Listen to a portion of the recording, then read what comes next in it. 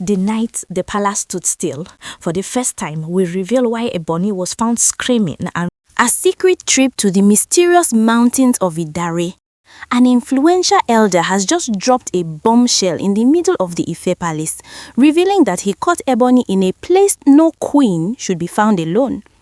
We are talking about a spiritual mountain 3,000 feet above sea level, a place for deep ancient work. Crown G's family, get ready because the secret we are uncovering today will make your heart beat fast. If you are just joining us and you haven't subscribed yet, you are missing out on the biggest palace gist.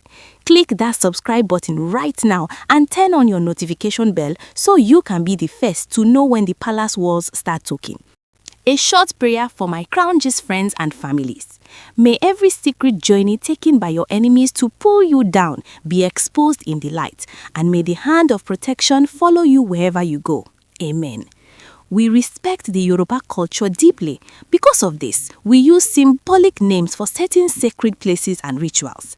As you keep watching, these special names will make perfect sense to you. The atmosphere in the Palace of Ife changed the moment a certain high elder stood up. This man was not just any chief. He was a non-spiritualist with deep roots in the ancient town of Idare. He looked at Ebony with eyes full of irritation and anger. He didn't come to play. He came to reveal a secret that had been burning in his chest since last year. "We need to stop living in denial," the elder shouted, his voice echoing through the courtyard. Ebony's obsession with the Kabiyesi has reached a level that is hungry for blood. But she is not drinking anyone else's blood. She is drinking her own. She is destroying herself because she refuses to slow down. The elder looked at Ebony's family, who were still trying to blame Baba Bambushe for everything. He told them plainly that it was time to tell Ebony the truth for the sake of the future. He revealed that he wasn't speaking because of any council decision, but because of a shocking personal experience he had in 2025. "I am a spiritualist," he said, standing tall. "My shrine is in the Idare Hills. It is a place of granite rocks and ancient valleys over 3,000 feet above sea level. It is a place where only those with heavy burdens go to seek help. And in 2025, while I was there for my monthly spiritual work, who did I see on top of that mountain? I saw Ebony." A heavy silence fell over the Ife elders. Idare is not a place you just visit for a stroll. It is a majestic, ancient hill complex in Ondo State, filled with sacred shrines, burial grounds, and mysterious footprints in the stone. It takes hours of climbing thousands of steps to reach the top. For a queen to be seen there, far away from the Palace of Ife, meant something very serious was happening. "I was shocked," the elder continued. "People don't go to those mountains anymore unless they have problems that are bigger than them. I saw her there, and I know right then that this woman will do anything, absolutely anything, to stay with the great lion, to eat with him, to sit with him, to die with him. She wants to maintain her position at any cost, even if it means climbing mountains that will tire a soldier." The elder then turned to Ebony with a piercing gaze. "Who took you there? Was it Baba Mambushe? Your family is busy trying to pin all the blame on him, but you were the one I saw on those hills. You were the one seeking a power that would make you the only soul in the Kabiyesi's life. Why can't you back down when things are getting out of hand?" The palace was in total disarray. The secret trip to the mountains of Ondo State was now out in the open. Ebony's desperation had been mapped out geographically, and the elders were beginning to realize that the jewel was not the one attacking Ebony. Ebony was the one running a race that was leading her to a spiritual cliff. The elder's voice was like a hammer hitting a nail, driving the truth deep into the hearts of everyone present. He didn't just stop at the fact that he saw her there. He began to describe the sheer weight of that mysterious place. He reminded the Ife elders that those hills are not just rocks. They are a landscape shaped by centuries of history, culture, and deep spiritual secrets. "Do you people even understand where this woman went?" the elder asked, his eyes wild with the memory. The Dame Hills raise up over 900 meters into the clouds. It is a place where houses are built on granite and where the footprints of the ancient ones are still visible on the stones.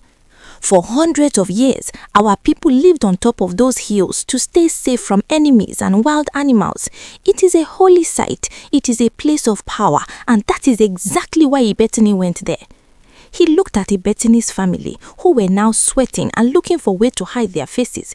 Normally, people go to Idari as tourists to see the ancient palace of the Old Kingdom or the colonial courts. But Ebony did not go there to look at old buildings. She didn't go there to take pictures of the valleys. She went to the sacred groves. She went to the places where the spiritualists and the native doctors have their hidden shrines. The elder explained that in the spiritual world, those hills are known to house some of the most powerful churches and traditional shrines in the whole of Ondo State. If a person is plagued, there's something so bad that the regular palace priest cannot solve it, they go to the peak of those hills to find real help. I saw her up there, the elder repeated, his voice vibrating with anger. And let me tell you, climbing those thousands of steps is not for the faint of heart. For Ebony to find her way to that summit, it shows a level of desperation that should scare all of us. She wasn't looking for peace, she was looking for a way to tie the Kabiesi to her soul with a rope that no human hand could cut. She wanted to make sure that as long as the great lion lives, she is the only sun in his sky. The room was buzzing with shock. The Crown Gist Friendia families must realize that this wasn't just a trip, it was a mission. The elder narrated that when he saw her, he was shocked because he knew that these days, people only go to that mountain for serious life-altering problems. He knew right then that the Ebony would do anything, whatever it costs, to remain the only one eating and sitting with the great lion. She wanted to die with him, to eat with him, to be the only breath he takes, the elder said, his voice dropping to a whisper. I asked myself that day, who brought her here? Was it Baba Bambushe, or did she find her own way to these secret screens? Her family is busy trying to pin everything on other people, but I am here as a witness. The hills saw her, the stones or the dare saw her, the ancient spirit of the forest saw her. He challenged her family to stop the nonsense and the denial.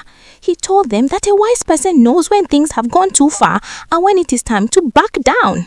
But Ebony, driven by a gross level of obsession, was ready to keep climbing until she fell off the cliff. Is it not enough? The elder shouted at Ebony's parental relatives. You want to blame the herbalist, you want to blame the jewel, you want to blame the wind, but the blame is standing right here in front of us. The obsession is so hungry that it has started eating the person who carries it. The Ife elders were now looking at Ebony with a new kind of fear. They realized that they weren't just dealing with a jealous wife, but with a woman who had traveled hundreds of kilometers to seek ancient, heavy powers just to control the heart of the great lion. The tension in the courtyard of Ife was so high that you could hear a pin drop. The elder, still standing tall, wasn't done with his revelation. He wanted to paint the picture clearly so that no one, especially Ebony's family, could continue to lie to themselves. He began to describe what it truly means to reach the peak of those hills where the air gets thin and the silence is deafening. You don't just stroll to the top of those mountains, the elder said, his voice dropping into a low, haunting tone. To get to where the real work happens, you must pass the unreadable sign. You must pass the ancient palace of the Old Kingdom, and you must climb onto your lungs scream. I saw her at the very spot where the most sacred water flows from the rock. That is where the deep spiritualists gather their work for the month. That is where you go when you want to change the mind of a man who has already moved on. He looked at the Ife elders and explained that in 2025, when the world thought Ebony was resting or visiting her parents, she was actually standing 3,000 feet above sea level, surrounded by granite formations and dramatic valleys. He told them that the Mamalawa was not just a title, she was trying to back it up with the heaviest spiritual weight the region of Ondo State could offer. I watched her from a distance, the elder continued. She didn't see me because she was too focused on the sacrifice she was preparing. Her obsession has made her blind to the danger. She was there to ask the spirit of the hills to blind the great lion, the Kablisi, so that he would see only her face and hear only her voice. She wanted to turn the palace of Ife into a cage where only she holds the key. The elder's revelation made the clown's friends and families in the courtyard murmur in fear. They knew that seeking such power always comes with a heavy price. The elder warns that by trying to drink the jewel's blood through spiritual attacks, Ebony was actually setting a trap for herself. He told the council that when a person goes to such heights to manipulate the heart of a king, the ancestors often turn that manipulation back on the sender. She was asking for the great lion to die with her, to eat with her, to never leave her side, the elder shouted, pointing at Ebony. But look at her now. Is the Kabesi closer to her? No, he is farther away than ever. The hills did not give her what she wanted. They only exposed how far she has fallen from grace. Why are we blaming the herbalist? Why are we blaming the cat? The woman went to the mountain of her own free will. He revealed that Ebony had spent days on those hills, sleeping in places that even the boldest men feared to tread. She had navigated the ancient historical structures and shrines, seeking out the most hidden native doctors who live in the shadows of the granite rocks. Is this the woman you want us to pity? A woman who can travel hundreds of kilometers to find a shrine in another state just to keep her grip on power? This is not love. This is a gross level of obsession that will consume her before it ever touches the jewel. I am telling you today, if she does not back down from these heights, the mountain she climbed will become the mountain that buries her reputation. The family of Ebony remained silent, their heads bowed. The mountain secrets were no longer just whispered. They were a heavy burden that the entire palace was now forced to carry. The courtyard of Ife was silent, the kind of silence that happens right before a big storm breaks. The elder took a deep breath, his eyes fixed on Ebony, who was now looking smaller than anyone had ever seen her. He wasn't just talking about a mountain trip anymore. He was talking about the final consequences of a soul that has lost its way. I am standing here as a witness today, the elder said, his voice dropping to a heavy final tone. I saw her at the peak of those hills, near the sacred water sources, where the ancient ones say the earth meets the sky. I saw her trying to buy a future that was never promised to her. But let me tell you what the hills told me that day. The mountain does not lie. It told me that the fire Ebony is trying to start will only burn her own house down. He turned to the family one last time, his finger pointing at them like a rod of correction. You say she is innocent. You say other people are the ones pushing her. But did anyone carry her on her back to the top of Idare? Did any herbalist force her to climb those thousands of steps? No. Her own obsession was the engine that took her there. She wants to own the Kabiesi like a piece of jewelry, but the great lion belongs to the ancestors and the people. You cannot cage a lion on a mountaintop. The elder warned that the day of reckoning was near.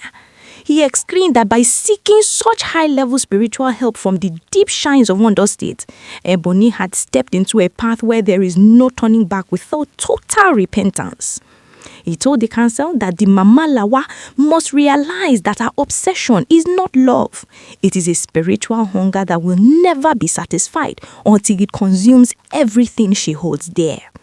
Stop this nonsense of pinning blame on Baba Bambushe or anyone else, the elder concluded, sitting back down with a heavy thud. The mountain has spoken. The truth is out.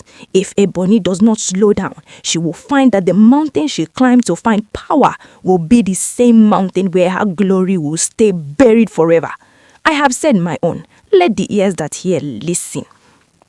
With those words, the meeting broke up in total confusion. The family of Ebony hurried away, whispering in hushed tones, while the Ife elders looked at each other with long faces.